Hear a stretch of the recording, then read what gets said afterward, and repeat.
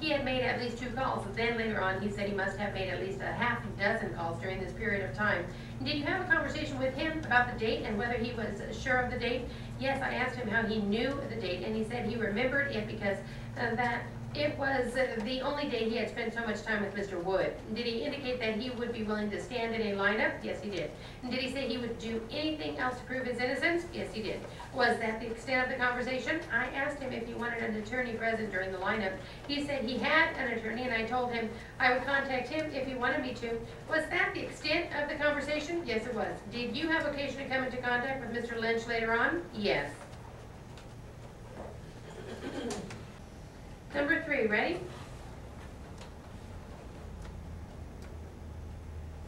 Was that the road that took you to your house or to your school? That took me to Jerry's house, so that's where we were spending the night. Would you consider him your best friend at that time? No, sir, a good friend. Do you know where Jerry is now? He is going to school. Have you been in contact with him over the summer? Yes, sir. Do you see him on a regular basis? I haven't been here. I have been away for 2 months. He was driving a truck, is that correct? A pickup truck, yes, sir. Was it a jacked up truck, so to speak? No, just stock, like the way you get it from the store. Did it have big wheels? No, sir. Was this his own vehicle or his parents' vehicle? I wouldn't be able to tell you whether it was in his name or his parents' name. I don't know. You have ridden with him as a passenger before this incident in that vehicle? Yes, sir. Do you remember how many lanes there were northbound on 102 in the vicinity of where the accident happened? There were just 2 lanes. And do you know what the posted speed limit is in the vicinity of where the accident happened on 102? No, sir. Are you able to estimate the speed that Mr. Duncan was traveling at the time of this accident? No, sir. And did you have a chance to see the vehicle that you had the accident with prior to the impact? No, sir.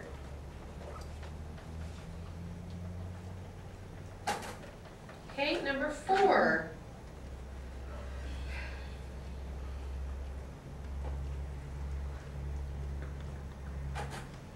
.242, boys, number 4, for 1 minute. Can you tell me where the impact was to the vehicle you were a passenger in? I was a passenger in the rear. That's where I thought we were hit because the car spun around that way. Now, the rear corner panel of the passenger side, yes, sir. And that's where you think the impact was? Yes. Since you did not see the vehicle until immediately at the time of the impact, are you able to estimate that vehicle's speed? No, sir.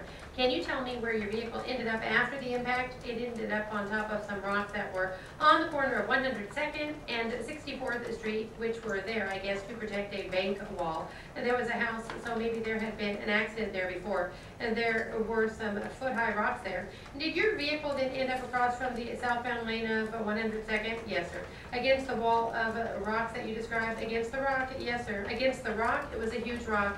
Can you tell me where the other vehicle ended up? No, sir. Were you wearing a seatbelt and a shoulder harness? Yes, sir. Can you tell me how your body reacted at the time of the impact? I can't really tell you. I remember getting out of the car and being in a daze, and I looked at my friend and I said, "You don't look too good," and he said, "You don't look too good either." That's all I remember.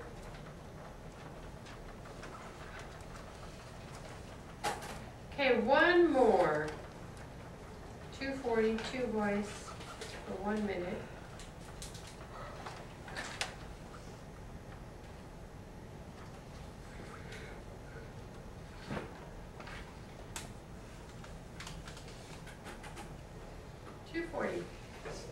Number 5.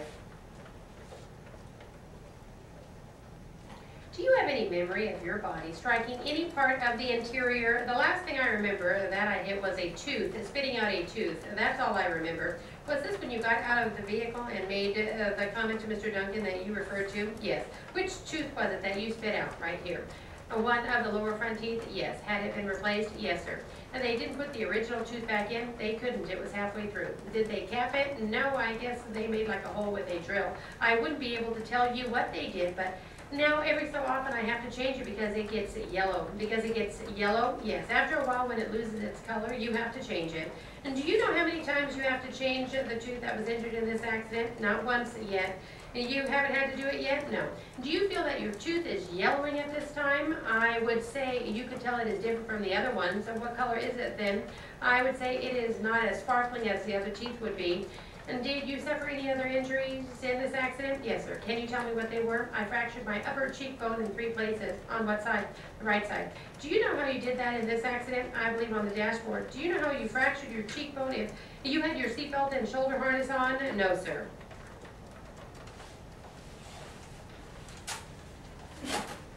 All right, 225 next. We use the brief for seatbelt? SELT. I should have given that before. Yep.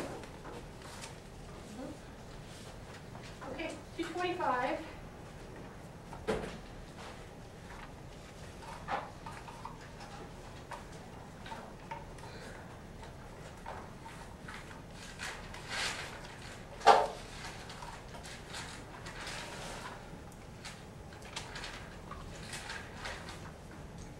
Glad you stayed today. Just think how fast you're going to be running for the next hour.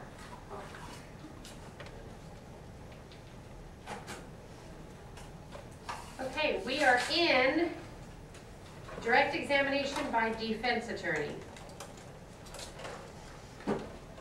Defense attorney is Mr. Borges, B-O-R-G-E-S. Plaintiff's attorney, Mr. Kuhnert, K-U-H-N-E-R-T.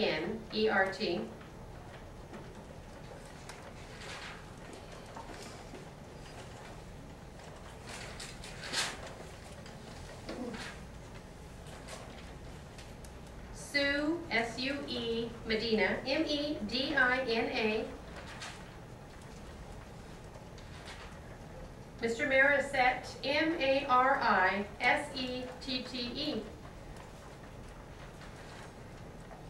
Okay, 225.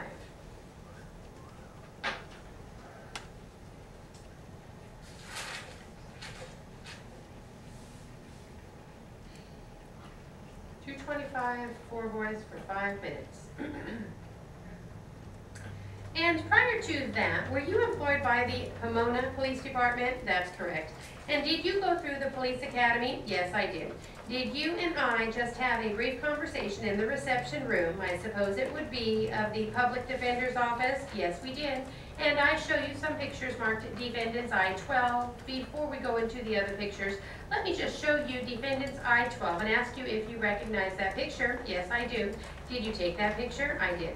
Were you accompanied by a young lady to that residence? Yes, I was. Was that at my direction? That is correct. Can you tell me where you took the picture, what location you were standing in when you took that picture? When I took this picture, I was standing inside the location, almost touching the far wall, looking inside out. During the recess, did you make some notations on the back of the pictures as to where you took them, the location? Yes. Would you read that, what you wrote on the back of Defendant's I-12 for identification? Taken from inside out, my back almost up against the hallway wall to bedroom. And let me see that. Now, directing your attention again to the same picture, do you see what appears to be a hole in the wall as you are looking at the picture to your left? Yes, I do. Do you know what that hole was caused by? Objection, calls for hearsay, sustained. Do you remember seeing that hole when you took the picture? Yes, I do.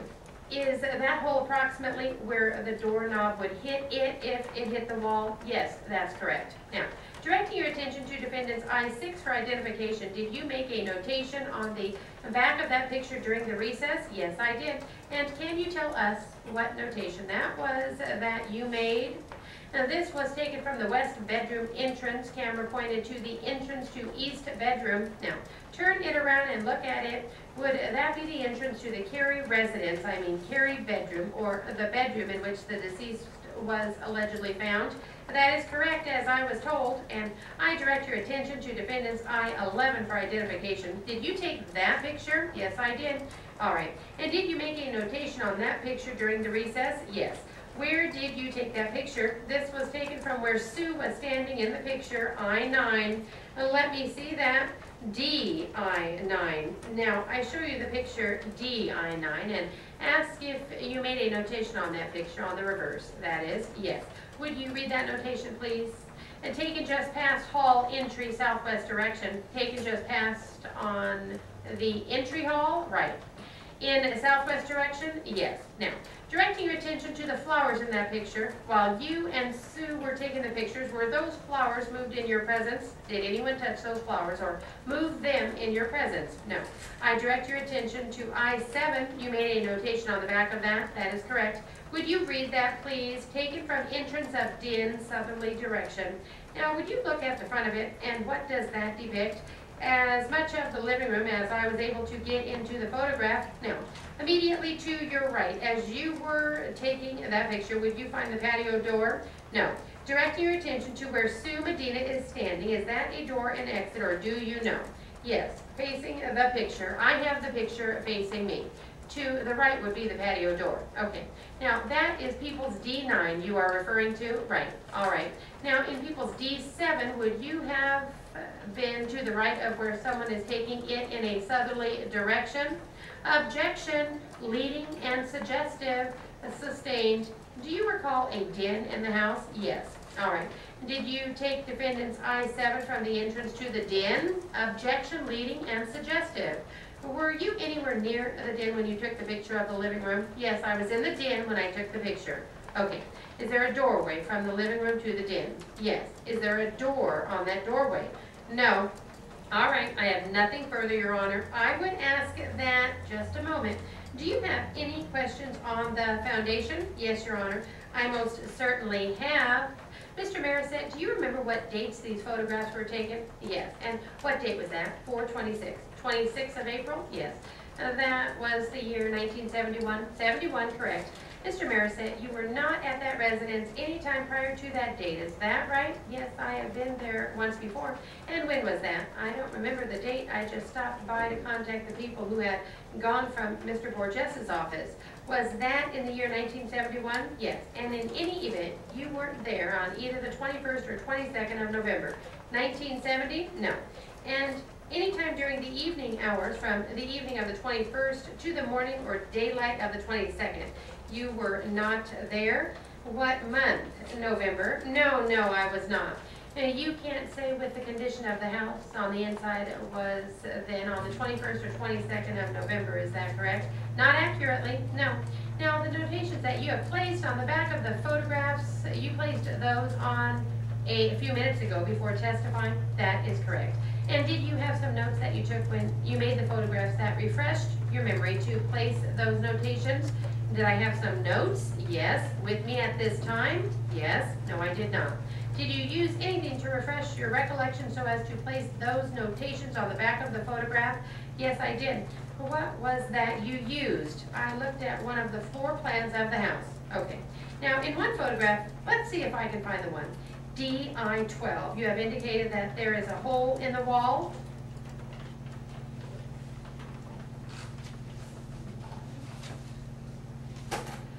Okay, starting point, anyone? Took one of your signs.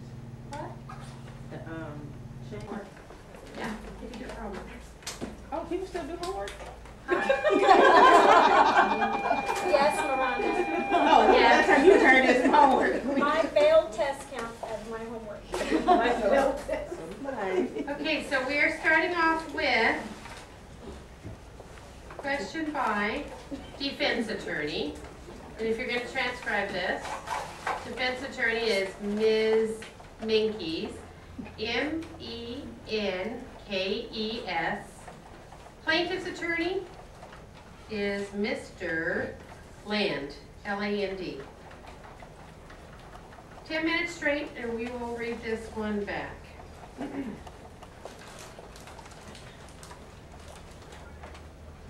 And this behavior that, if Sarah is to be believed, you say is socially inappropriate and seductive, is that correct? Yes.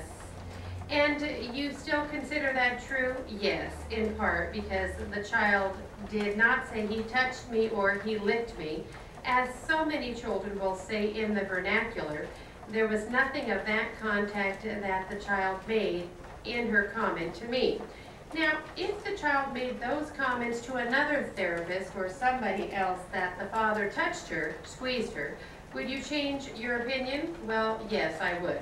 Would you then consider that molestation? Well, yes. On the basis of that information, yes, I would. but you do consider teaching her or showing her how to squeeze or manipulate your vagina. Would you say that is harmful to a child? Yes and no. I think it's harmful in the sense that if you develop a kind of a sexual and physical awareness, that you take away some kind of innocence from the child, because it's an activity that is precipitated by someone other than yourself. We know there is a lot of children's sexuality, self-masturbation, and activities of that nature. So you take something away from the innocence and awareness of yourself. That is where the harm is psychologically.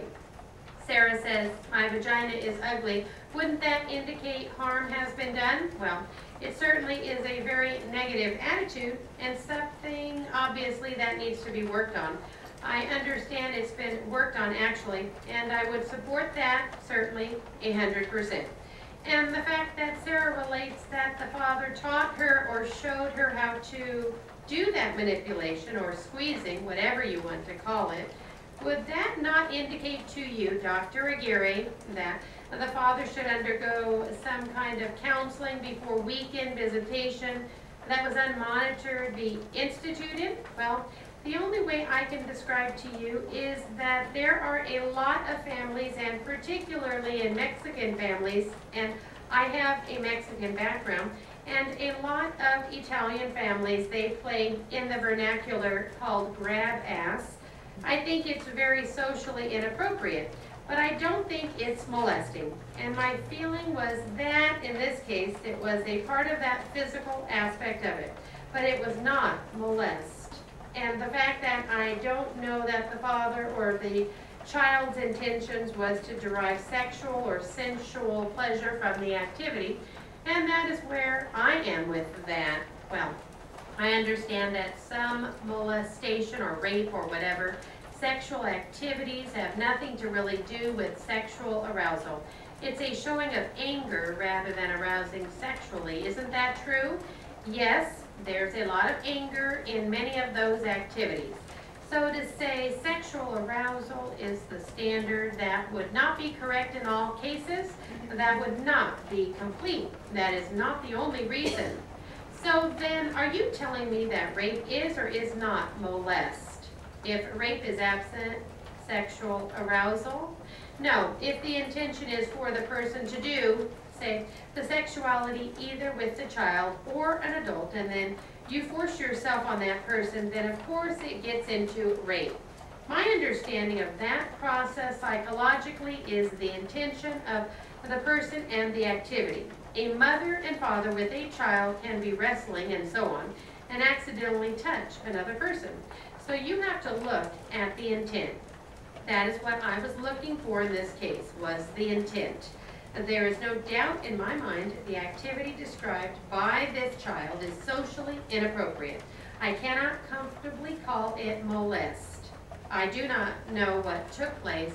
Another therapist may have found that. I did not. Could he have done it out of anger to the mother? Yes, that's a possibility. That's a probability. I don't have anything further. I don't have anything further at this time.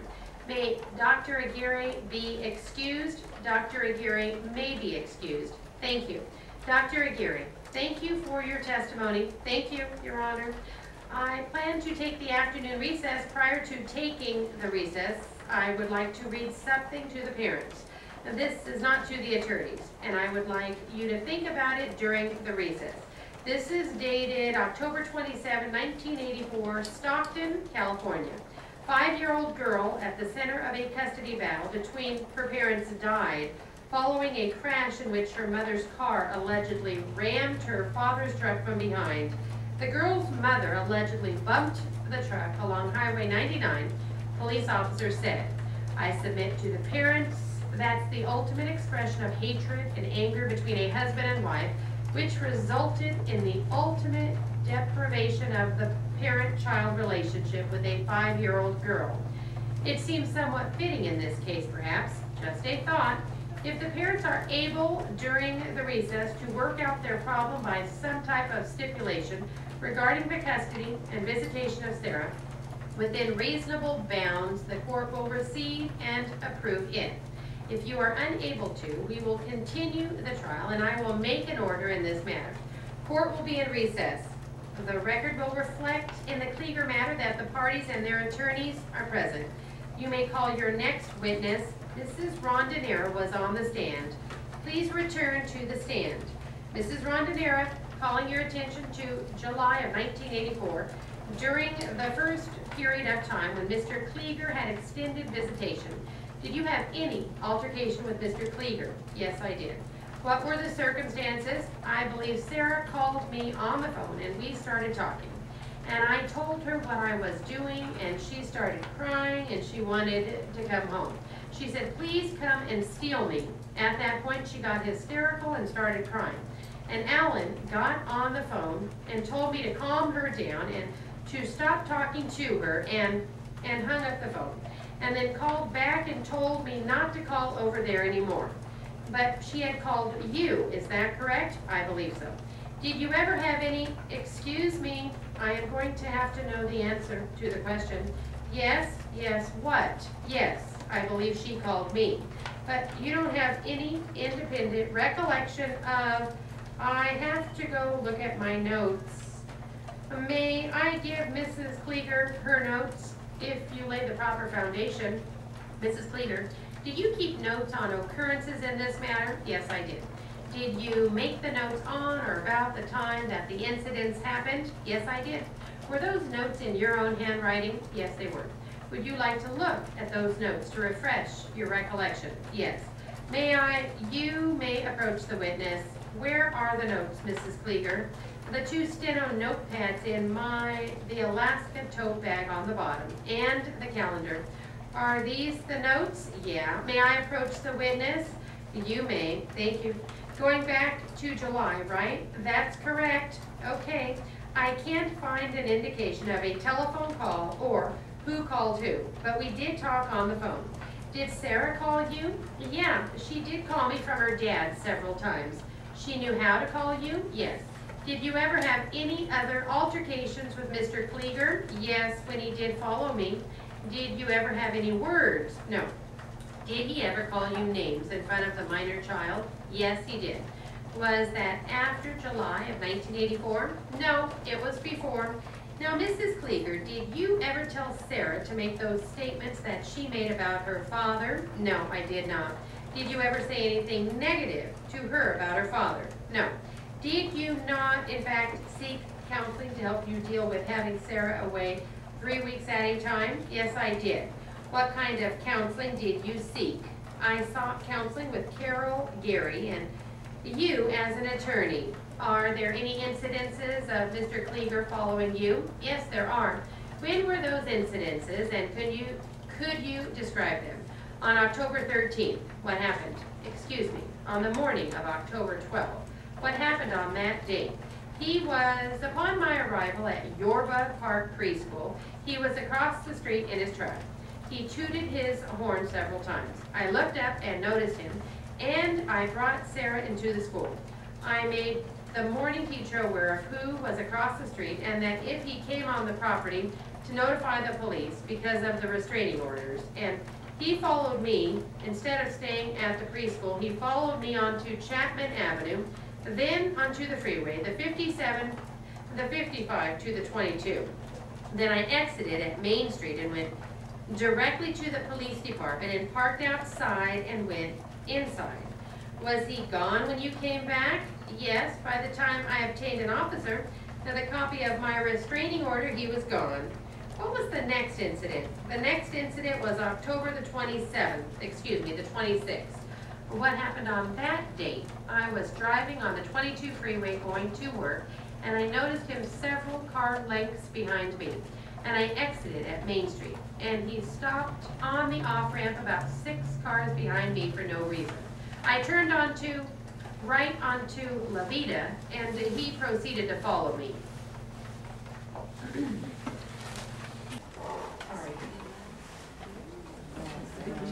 We're on direct, starting direct by defense. Mrs. is Rhonda Nera, calling your attention to July of 1984, during the first period of time when Mr. Klieger had extended visitation. Did you have any altercation with Mr. Klieger? Yes, I did. What were the circumstances? I believe Sarah called me on the phone and we started talking, and I told her what I was doing, and she started crying and she wanted to come home. She said, please come and steal me. At that point, she got hysterical and started crying, and Ellen got on the phone and told me to calm her down and to stop talking to her, and hung up the phone, and then called back and told me not to call over there anymore. But she had called you, is that correct? I believe so. Did you ever have any, excuse me, I am going to have to know the answer to the question. Yes. Yes, what? Yes, I believe she called me. But you don't have any independent recollection of, I have to go look at my notes. May I give Mrs. Klieger her notes if you lay the proper foundation? Mrs. Klieger, did you keep notes on occurrences in this matter? Yes, I did. Did you make the notes on or about the time that the incidents happened? Yes, I did. Were those notes in your own handwriting? Yes, they were. Would you like to look at those notes to refresh your recollection? Yes. May I? You may approach the witness. Where are the notes, Mrs. Klieger? The two steno notepads in the Alaska tote bag on the bottom and the calendar. Are these the notes? Yeah. May I approach the witness? You may. Thank you. Going back to July, right? That's correct. Okay. I can't find an indication of a telephone call or who called who, but we did talk on the phone. Did Sarah call you? Yeah, she did call me from her dad several times. She knew how to call you? Yes. Did you ever have any other altercations with Mr. Klieger? Yes, when he did follow me. Did you ever have any words? No. Did he ever call you names in front of the minor child? Yes, he did. Was that after July of 1984? No, it was before. Now, Mrs. Klieger, did you ever tell Sarah to make those statements that she made about her father? No, I did not. Did you ever say anything negative to her about her father? No. Did you not, in fact, seek counseling to help you deal with having Sarah away 3 weeks at a time? Yes, I did. What kind of counseling did you seek? I sought counseling with Carol Gary and you as an attorney. Are there any incidences of Mr. Klieger following you? Yes, there are. When were those incidences, and could you describe them? On October 13th. What happened? Excuse me. On the morning of October 12th. What happened on that date? He was, upon my arrival at Yorba Park Preschool, he was across the street in his truck. He tooted his horn several times. I looked up and noticed him, and I brought Sarah into the school. I made the morning teacher aware of who was across the street and that if he came on the property to notify the police because of the restraining orders. And he followed me. Instead of staying at the preschool, he followed me onto Chapman Avenue, then onto the freeway, the 57, the 55 to the 22. And then I exited at Main Street and went directly to the police department and parked outside and went inside. He was gone when you came back? Yes, by the time I obtained an officer of a copy of my restraining order, he was gone. What was the next incident? The next incident was October the 27th, excuse me, the 26th. What happened on that date? I was driving on the 22 freeway going to work, and I noticed him several car lengths behind me, and I exited at Main Street. And he stopped on the off-ramp about 6 cars